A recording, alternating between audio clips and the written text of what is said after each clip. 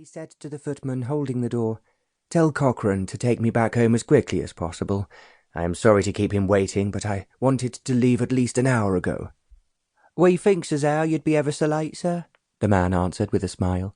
He shut the door as Sir John sank down on the seat inside. The horses moved off and were going at a very fast pace, and Sir John lay back comfortably in the carriage. He thought with a sigh that it was far later than he had intended to leave, but it was always the same at those parties. The most attractive women always seemed to come last on his list of dances. It was impossible for him to leave without being unnecessarily rude. All the same, it had been an amusing evening. He had had two of the most famous beauties in London society at his side at dinner. They had vied with each other in flattering him, and made him feel embarrassed by whispering things he had no wish to be overheard or suspected by their husbands, or, far more dangerous, older women who desired his attention. It would have been impossible for Sir John not to be aware that he was the most sought-after young man in the whole of London society. He had a reputation for being a roue, which was entirely justified.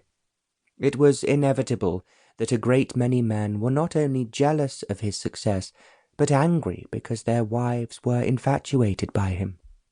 "If it were not forbidden by the law and the Prince of Wales, I would call him out for a duel," more than one member of his club had said to a friend.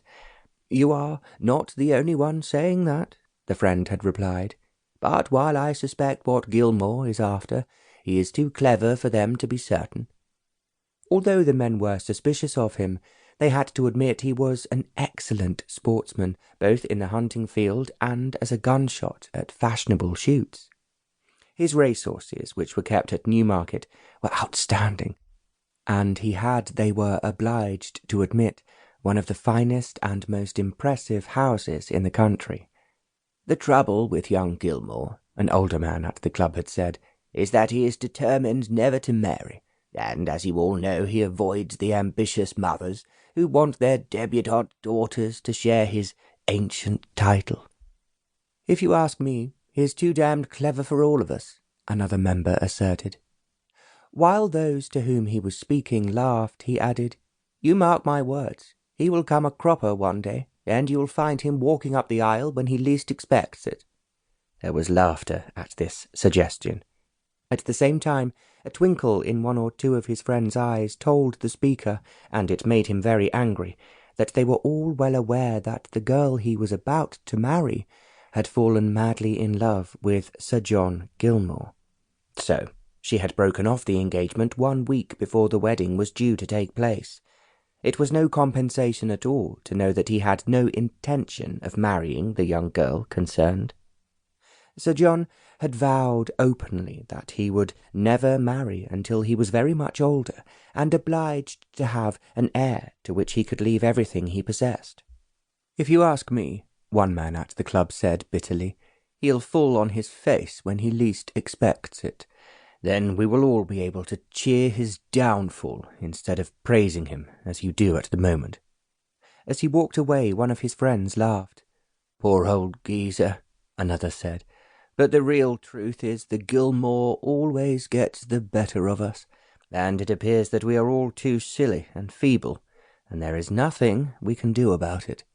There was an audible groan from everyone, but no one contradicted him. Driving home, Sir John was admitting to himself that he felt tired. It was not only the parties he was obliged to attend every day, but he was having a somewhat wild love affair with an extremely pretty woman whose husband had been unexpectedly called to the north of England when he least expected it. "His sister is very ill," the beauty told Sir John, "and as William will not be back for at least a week, it gives us a chance to see each other." It meant naturally that Sir John went to their house in Belgrave Square for dinner. He was driving back home in the early hours of the morning, when, as he told himself, all sensible men were asleep, so they would feel fresh and lively in the morning.